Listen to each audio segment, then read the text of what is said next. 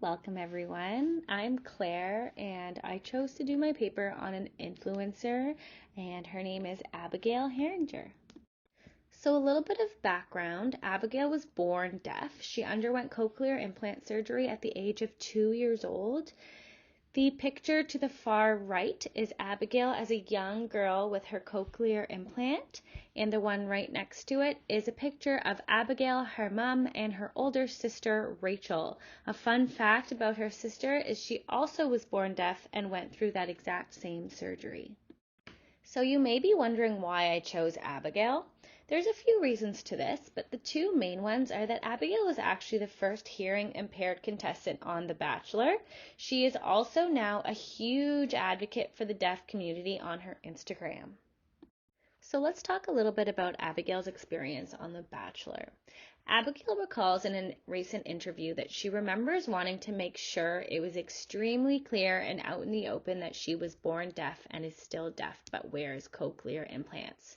She recalls wanting to respect the whole deaf community, and by doing this, Abigail explains that she represents having cochlear implants and being able to communicate vocally. She says, "I am deaf, but I do not use sign language." She also recognizes that this isn't always the case in the deaf community and didn't want them to feel as though she was representing all types of hearing loss or disabilities. So in that same interview, Abigail was asked if there were any challenging moments or barriers regarding her disability throughout her experience on The Bachelor. She recalls it not being very difficult. The only barrier she would say was during group dates, and there's some pictures there on that slide.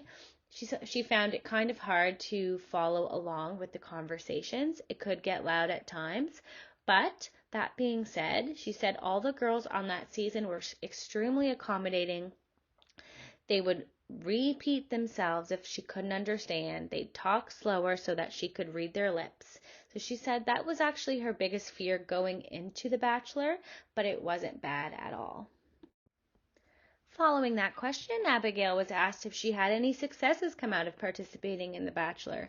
She explained that she was actually super grateful for the opportunity and that she wants to continue to raise awareness and to normalize conversations about hearing loss.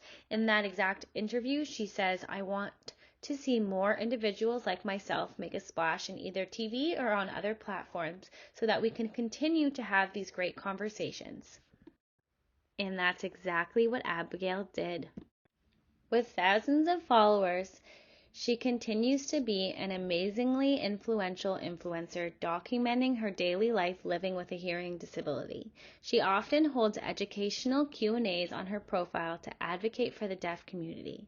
She walks us through her journey, challenges and successes that have come with her diverse capacities, and she encourages conversations on inclusivity and offers tools and advice for Instagram users on how to be more inclusive on social media platforms.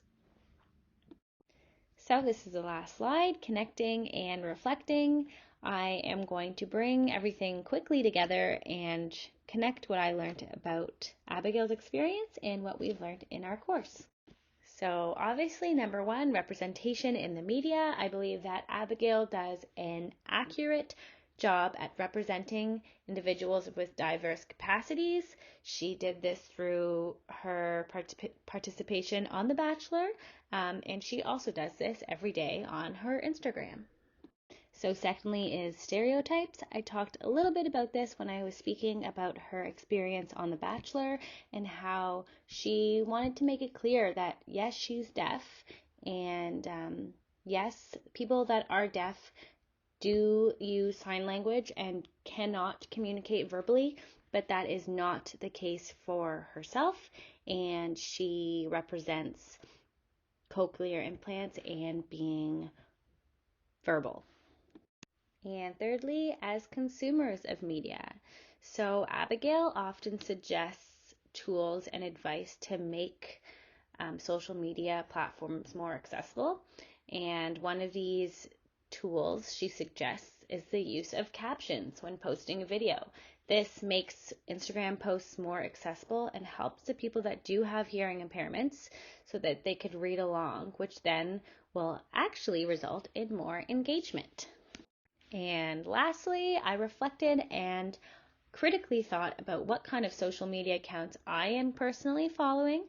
I found myself seeking out new accounts that represented and promoted an accurate representation of individuals with diverse capacity. I realized that I indeed do not follow enough of these accounts and believe that individuals with diverse capacities are being underrepresented in social media.